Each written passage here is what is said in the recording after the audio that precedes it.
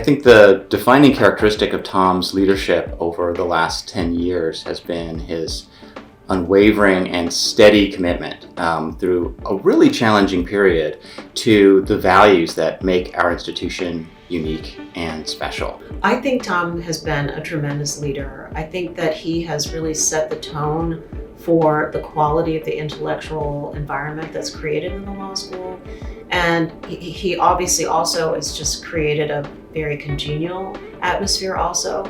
He's incredibly supportive of faculty as a leader. That's really important, I think.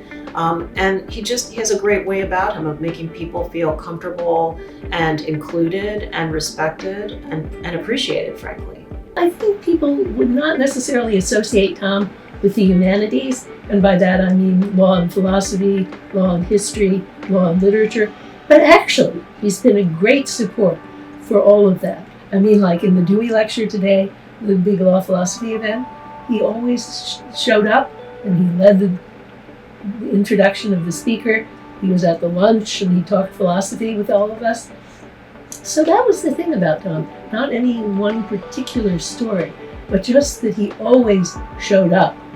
You know, he was fantastic during COVID. Tom made a really consequential decision to get us back in person on a voluntary basis that fall, the fall of 2020. I haven't talked to any other academic who was back in the classroom in the fall of 2020, but I got to be back in the classroom. We used the Rubenstein Forum.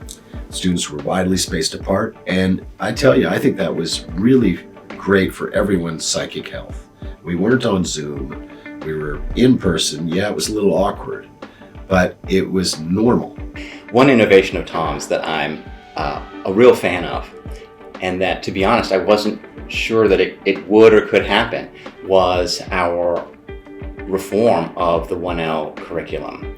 We were able to identify a path forward that in some ways radically changed our 1L curriculum while retaining all of the core elements of that curriculum, but yet creating space to bring constitutional law, to bring more of a focus on statutory and legislative topics into the curriculum, to bring more of a focus on transactional lawyering into the curriculum, which is something that's notoriously absent from most traditional 1L curricula. We were able to do all of that through a very dramatic curricular reform, and Tom stood behind that and made sure that it happened. You know, the last decade is one where these ancient Chicago traditions have really been tested. If you think back to when he became dean, we had kind of a trend in higher education of leaders speaking out whenever something happened, and acting in some sense as moral leaders, putting themselves as moral authorities out into the world. And that's a great challenge to a school that's founded on the principle of institutional neutrality. We don't take positions on the issues of the day. And to be honest, that takes a lot of courage when everyone else is taking positions on the issues of the day. So Tom has really, in some sense, preserved our value of institutional neutrality through maybe the most intense period it has ever experienced.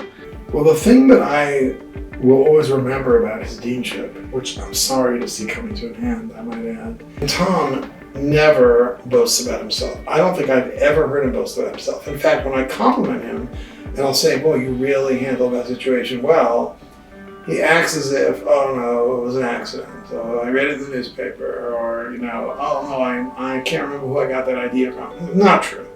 He is, if you take a ratio of smarts to humble, he's got the highest ratio of anybody I've ever met. I just think Tom is a great person, a person of profound integrity, a person who, you know, if he's out there raising money or he's leading the student discussion or he's hiring faculty, you always know that his values are good and that there's a core of integrity in him that's unassailable. And that's really, I think that you don't always find that in a dean. And I think he is a dean for the best of reasons, because he loves the values of our culture and he wants to make sure that they're safeguarded.